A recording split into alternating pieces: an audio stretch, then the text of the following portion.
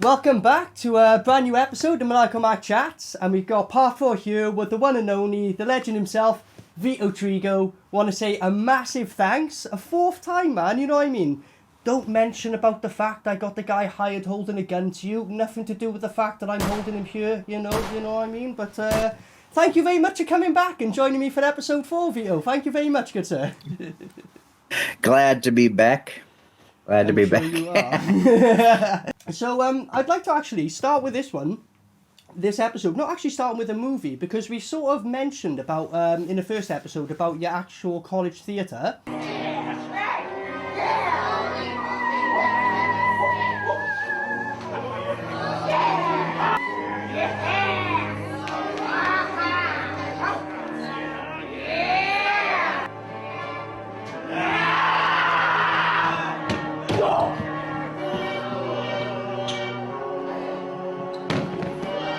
Recently, you've actually sent me over 2 plays that I got to watch. There was the Death of Don Juan, and the other one was Everything is going to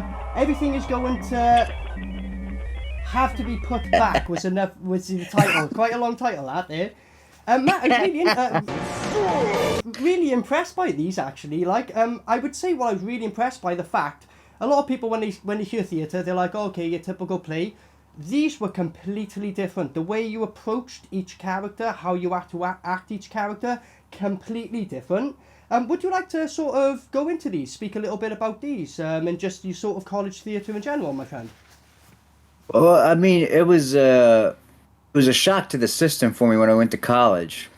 Because it was like, you would like, okay, I'm gonna go audition, and because it was like it was the first lesson I learned was to like not expect things, like nothing's gonna be given to you, because I went there, I auditioned, and I didn't get a part.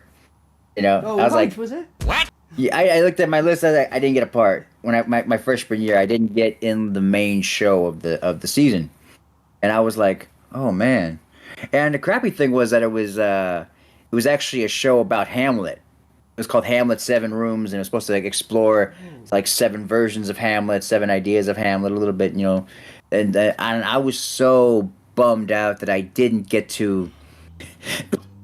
I didn't get to do the Hamlet show because I have a strong affection with Hamlet. So I was like, dang, and I remember it was just like, now there was something about the school where like the program had kind of lost its way a little bit.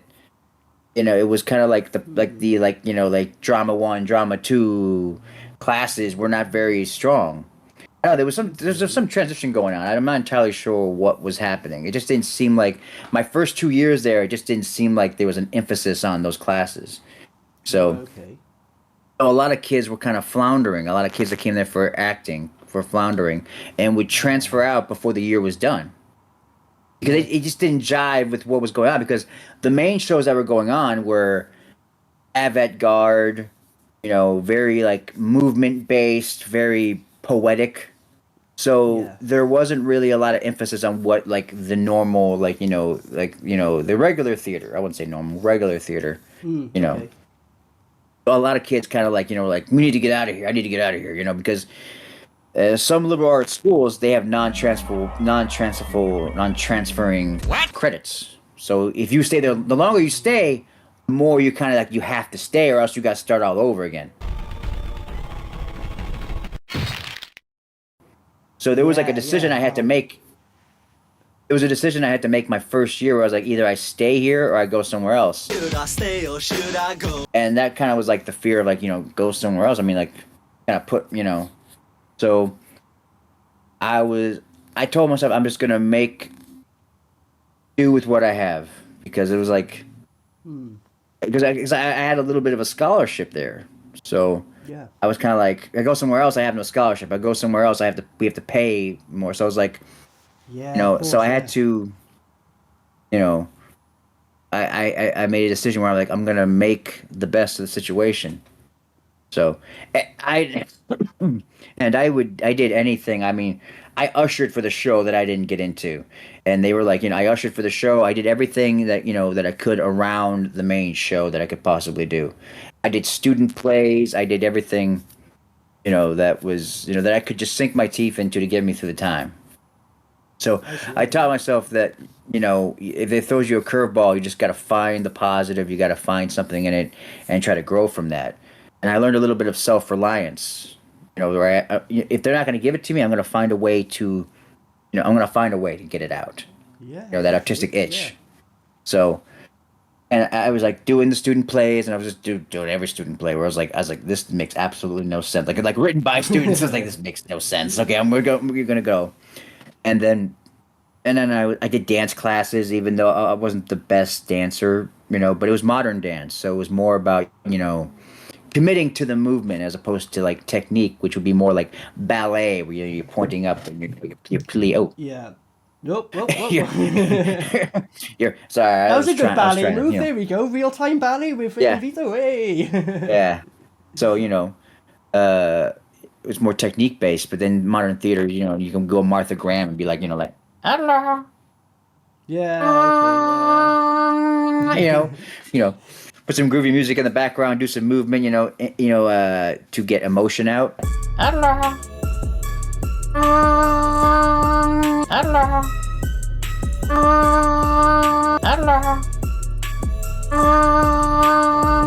Hello. That's why I was like, when as the shows were going on, I was just like trying to do everything I could. Everything you do to yourself will stand out a little bit because it was like like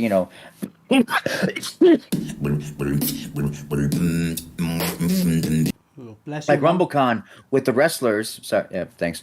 Because RumbleCon with the wrestlers, it was like, look at me, look at me, look at me. You're trying to do everything you do to look at me.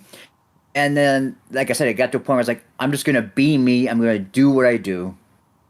I'm gonna try my best, And then the Death of Don Juan came around, where it was an opera, surreal, avant-garde, I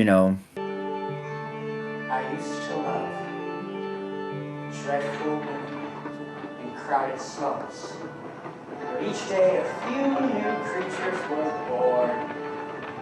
Iron was their blood, flame their brain. I loved the clever tribe of machines. Now, I remember, like, the big thing with, like, the cast was they had no idea what they were doing. That was the sentiment. They were following the director's lead, Bob, to do stuff and the picturesque of it all, like the painting on stage, moving here, movement there. But, like, there was a consensus, like, some actors like, I have no idea what I'm doing in this scene, dude. I'm just doing it. And so, like, so I took it to myself where I was like, I'm going to come up with reasons. Because the Death of Don Juan was exploring like toxic masculinity. It was exploring before it was a term, toxic masculinity. It was exploring, like this stuff. It was like the negative aspects, and so like I was just doing something I was tapping into something like aggression and veracity, and anger, and the director kind of like saw that. He started like kind of like moving things around to cater to what I was doing. Oh, okay. And Nice. yeah, so like and so he's just giving me things to do, and I remember like because like as I was everyone's like because like the play starts out, we're all like taking a pledge to be who we are. We are Don Juan, and we're all looking, and then and I remember him giving me a monologue that I was doing in front of the stage. Which actually makes it funny. Like this is like to me learning how to deal with curveballs. I remember that they mic'd me for the monologue because there was a lot of music going on. Yeah. And they were mic'ing me, but then when I was doing the monologue, the sound guy forgot to turn my mic on before I started going. So I noticed this and I start projecting because I realized, okay, the mic's not working. I can notice that. So I start projecting. And then he turns the volume all the way up, and all of a sudden it just becomes like this, like, I'm the voice of God booming down on the audience. And so I had to go back, but then it becomes like a back and forth. Where I'm like, I was like, dude, I was rolling with the punches. Oh, Christ, man. So it's one thing, remembering your monologue and having to fight him, like oh. Yeah. So you had to, it was like rolling with the curve, and then later he's like, hey man, I was like, as I told him, like, hey man, next time it happens, just let me. I was dealing with it. Could you hear me? He's like, yeah. I was like, but I thought you'd want the mic. It's like, yeah, but I was in the moment. You know, that's like a, you know, it's like, you know, and then we had that little awkward moment, but I dealt with it in the moment. So, and then I remember, like, you know, like back in the rehearsal process, he brought out, the director was like using these mannequins that were used for, like, you know, like a dress that a costumer would like make a dress on. Yeah. Once again, I forgot to look up the word. So it's like, you know, and I remember like we were looking at the dress. He's like, I want you to come down from the stairs, and I want you to, like, looking at it, like, have sex with the mannequin. He walks away from me. And I'm like, what? What? What? You want me to what? I'm gonna have sex with them. Okay. So, so then I have to. So it becomes like this really creepy part in the play that I had to like commit to 100%. Yeah. I'm coming downstairs, all creepy like, and you know, and then like having my way with this mannequin, and I remember just being like, okie dokie, here we go, here we go, we're going, baby, we're going.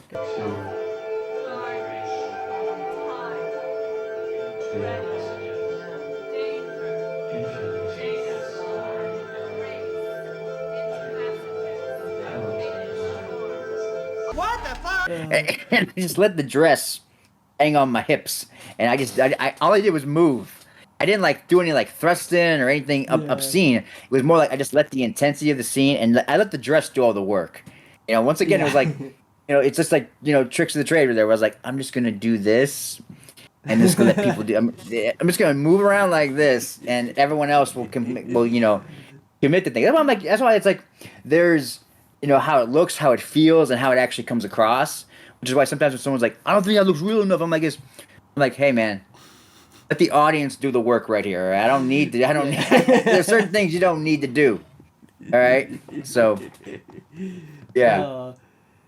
Fair play, man. But then we went from Death of Don Juan, where we segued into everything's going to have to be put back.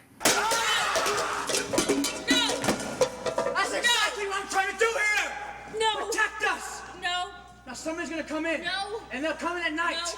No doubt about it. And then we wake up. And we grab them. We kick them in the face. No. We kick them in the gut. No. And we tie them up. No. And we cut out their tongues so they don't tell anybody where we are. This was the play that, like, he brought in character into his surrealism, his avant-garde approach to things.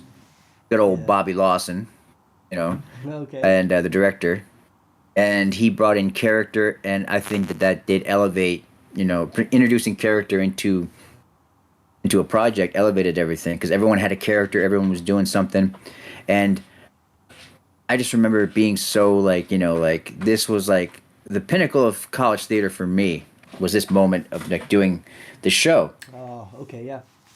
No, because it was like one of those, like, you know, because I just committed to it, and and it was just, and like I said, it was one of those things where he gave us stuff, but he allowed us to do stuff. Because I remember I was like talking his ear off about like the photo that I have that I'm looking at. That's a photo of my child. I had a baby after all, and she was sick. I could tell that she was sick. And us waiting for buses you knew goddamn well weren't coming, like they were playing with us. So I walked up to the so-called guy in charge and said, why do you have us sitting out in the sun? You know these buses aren't coming. And he was like, if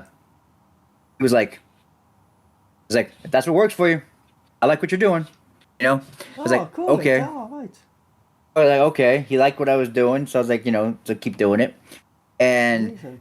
and I had, and in the play that had the relationship, I had the, you know, we had a kid, me and my wife character, played by my friend Kirby. And it was just such like it was so gratifying that we were able to, like, you know, within you know, an abstract, avant-garde, surreal world, we were able to convey all this emotion through characters, which is something you don't usually get sometimes. Yeah. And I felt like we did that because I remember my my other theater teacher, Nancy Stone. She came up to me and she was like, one of our final performances, she was like, "Vito, I saw a man who wanted to change on that stage." You know, and I was like, it was like the best compliment I could get. That it was showing a character that was struggling with himself, dealing with circumstances, dealing with all this stuff, and I was like, that was the best compliment I could ever get, especially from her, who is very tough on me. She was actually a teacher that once the classes started rolling, my sophomore and junior year. This is why I say that there's a difference between the program my first 2 years and my last 2 years. Yeah, because I don't know, like it was. I think that the ball picked up. I think there was some things going on that I wasn't a privy to. Like maybe they were dealing with some stuff. And when the ball started rolling those last 2 years, that's when it felt like theater classes. And I remember we were doing monologues, and I went last. I did the monologue, and Nancy, who was very like critical and gave like points to everybody's like actual monologue, she said to me, "Is like, Vito, I don't like that you went last." I was like, "What? And why are you playing with your hair when you're waiting? You have to work on these things. Don't go last. Go first. If you're prepared, go. Don't wait to go last. Go." I don't understand why you did that. She like went into me, and at the time I was very upset about it because somebody said to me later, "I was like, Vito, she didn't say anything about your monologue." I was like, "What?" She was talking about you the whole time, and what I got from that was now, like I said, I was upset when I was younger. I was like, "Why'd she do that? That was so mean, man. I don't understand why you do that to me, man." It was very like disheartening as a young man, but as later on I went on, she was teaching me, that you're always on audition and that perception is everything. Okay, yeah. Yeah. And that's what she was being harder on me because I put in the work in the monologue. I should put in the work in the presentation of myself, which is something that I still struggle with to this day of like you putting yourself out there and especially with the digital age where everything is kind of like disconnected. It's facts. It's facts. It's not facts. These facts is not facts. You don't have that like ability to audition for an actual person now. They want to like make it digital and video and here they remove the ability to be in the room. Yeah. Which is what she was getting at with me. She's like, "Vito, you're gonna be in the room with these people. Present yourself. Get out of your head until you have to be in your head." Wow. Yeah, so it was like that thing because it was more about the audition process. So these are lessons that I did not know in the moment that later would kind of like sink into me a little bit. So that I appreciate those moments. That now, as you mature, you're like, "Oh, that's what you were teaching me," So. And then go back to the play.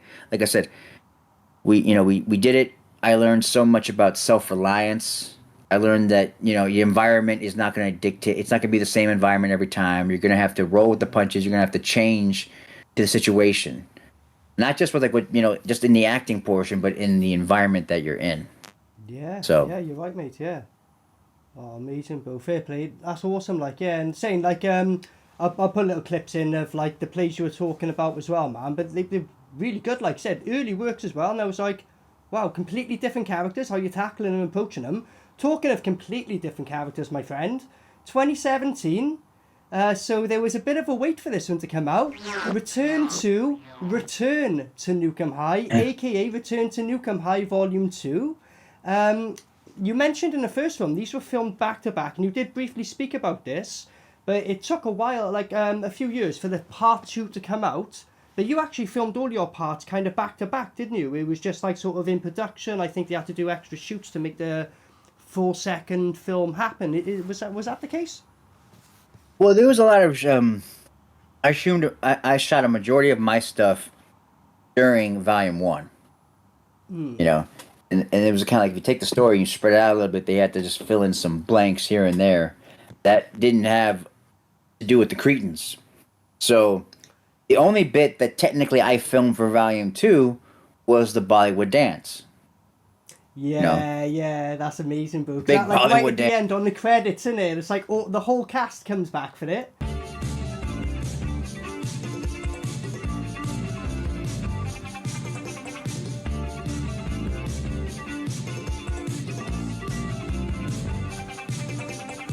And something else we should mention is when you did the premiere of this, you all got on stage live and did the dance as well, didn't you? Yeah, like we did like a rehearsal process for the Bollywood dance with an actual Bollywood, with actually like dancers who taught us the dance, and I just remember like going to the rehearsals and doing everything, and there's like Lloyd, I mean, it felt very much like theater. Us going to a rehearsal space, a dance space, filming it, recording it, reviewing it later, and everything. And then the MoMA came up, big MoMA, and I remember it was like we're gonna dance on stage in front of before the show, and I was like, can't remember if it was at the end or the beginning. Now that I think about it, but either way, it was like we're gonna dance, and it was like that's so cool. I was like, we're gonna dance at the MoMA. We're gonna dance at the MoMA. Okay, wow. And I remember we had to do another rehearsal and then do it again. And I just remember like there was just something about like that was where like I was like, okay, this is my jam now. I was like, I'm gonna. At a certain point, I did not care if I was like, I'm just gonna go because it was like there's an audience there in front of me. I'm gonna go. Mate, you went in. And, you went in. You went in. I was like, I'm going. Also, like I could wear like a suit because like I remember like if you look at the shooting of the original Bollywood, everybody for the most part looks different. Like I don't look the same. Once again, it's like I was like I should have taken a fast diet. I remember like my buddy Mikey, who plays the wheelchair Cretan. I mean, Donatello. He was like he got self-conscious, and I was like, dude, you still look the same. He's like he was like wearing like a t-shirt, and I was like, dude, you still look the same. What are you talking about? I was like I've obviously gained weight. You still look the same. Why are you being all self-conscious? He's like wearing a t-shirt, and I'm like, you were shirtless the entire movie. And I was like, yeah. So like there I am in my vest, and I was like, I broke my pants during the dance. Now listen. That's called motherfucking bars, nigga. You know nothing about that. That's how much like how big I got. I broke my pants. I was like doing the dance. I was like, oh, okay, if you look, you can see like my pants dangling. I was like, oh wow. I didn't even notice that. Yeah, if you look, you'd be like, yep, he broke his pants in the middle of the dance. And I was like, 'cause I was actually wearing my actual costume. And I got bit, and the pants already had rips in it, so it's like it's not like these fancy designer pants are like these are the rips that they can still function. No, these are actually we made rips into them, so I was surprised that those pants survived the actual shoot, and then they go back for the Bollywood dance. I was like, these pants did not survive. Yeah, the final fatality, mate. That was it. The final fatality. That's why they're like, you want to wear your costume? I was like, I can't wear my costume. It's dead. How did it feel though, like sort of coming out? Because for you, when you filmed the majority of it, bar the dance really, you had filmed part 1, that had already come out, and then part 2 was like a little bit after. So when you actually saw part 2, how did it feel? It must have took you back a bit, going, oh yeah, shit man, yeah, there was parts of this I didn't see on part 1 that only came out on part 2. Yeah. That must have felt quite mad in a way. Well, I felt disconnected when I went to the LA premiere of Volume 2. I felt like disconnected. It was like weird. I wasn't connected to it because there was so much time from like the first volume to the second volume that I was just going into it like so blind. Yeah. That like I said, when I watched it again, I started like, oh yeah, that was us in front of the school with the monster trucks.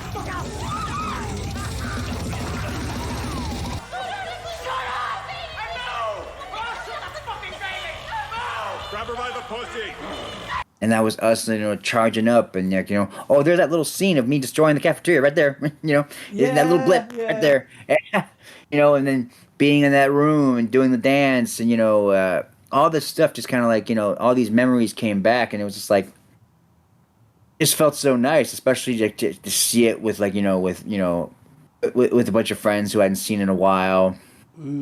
Lloyd was there, and it was like it just felt so good that like it's just one of those moments where like I was like disconnected beforehand, and then when I like watching it, I was just entirely plugged back in and felt so good that I was like, oh, it was like this completion thing where I was like, it's done and I'm happy.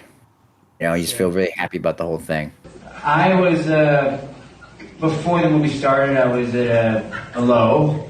I wasn't acting. I wasn't doing anything. I was being a waste of space.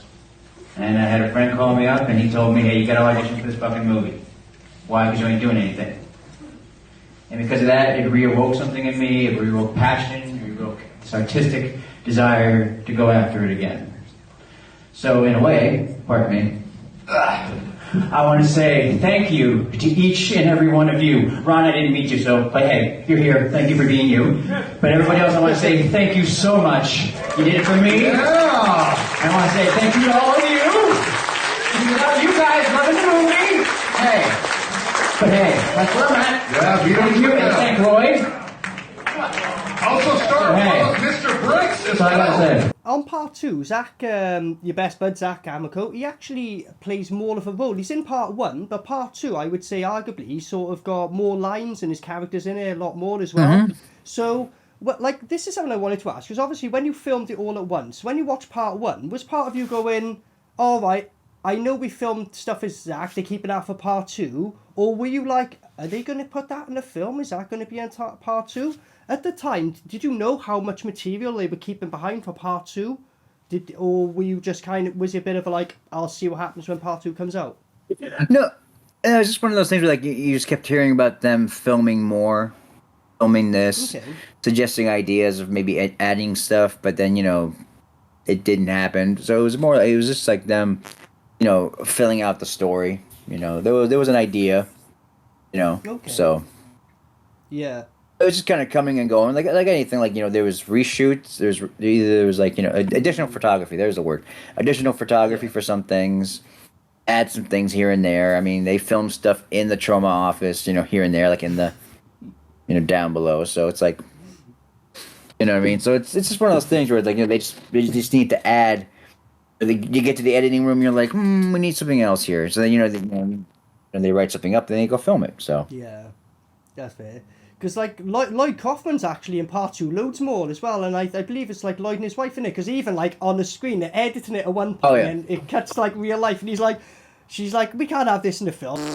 No, stop. I can see where you're going with this. You're trying to sneak in an ejaculation scene into this movie. Travis, did you do this? Was this your idea? No, Mrs. Kaufman, it was his idea. That's Mark Torgel. He played Little Melvin in the original Toxic Avenger. Look at the irony. He's jerking off. He comes in the eye of my character, who's almost fully transformed, and then I, as the monster, I do the obvious. I take a broom and a mop, and I shove it up his ass. It comes out his penis. No.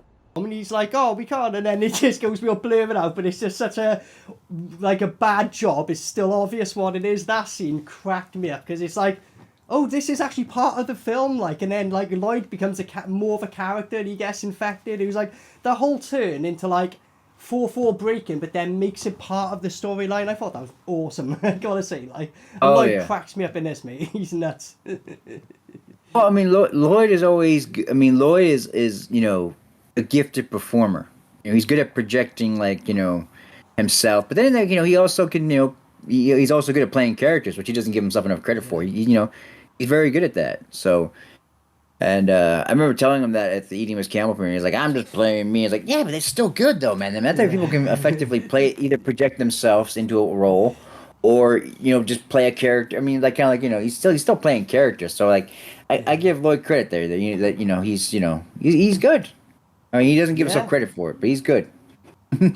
Yeah, definitely. Well, I'm hoping down the line that they actually do a part 3, because as we know, like, this is a successor to the original movies from the 80s, isn't it? You know what I mean? So, who knows, maybe a part 3, because, arguably, without saying too much, did your character die? Did he though?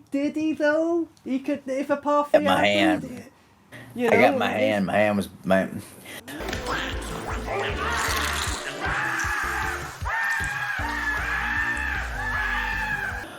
Well, I remember there was like ideas about that being thrown around, being like, have me like, because like at the end, like the little monster pops up, but then they're like, what if I popped up out of the rubble? And I was like that was literally ideas that were being thrown around, and I was like, hey man, I'll do it. Yeah. But hey, you never know with Lloyd, man. Like, if a part 3 comes down the line, like, you know, it leaves it open. That's all I'm going to say. But if you haven't seen it already, you need to just watch 1 and 2 back to back. Watch them as one movie. That's what I would say, innit? If you're going to watch it, like, just watch it in one bulk. And it just gets madder. It's a pure Troma movie, mate, isn't it? It's just like... I rewatched them back again, like, you know what I mean, a few weeks ago. And I was like, this is even crazier than I remember. Like, it was like... Oh, I love it, man. Yeah. I got nothing but good things to say about. I mean, like I say, just you know, like nothing will beat Dancing at the Moment for me. Yeah, that was a lovely part, little. That was that nothing will beat that. That was, you know. Yeah. Yeah, that's the cherry on top for me. Everyone was so happy, man, in that scene. Just the smiles on everyone's face. You can see everyone was just genuinely having a really good time, man. Like, fair play. Maniacal Mac.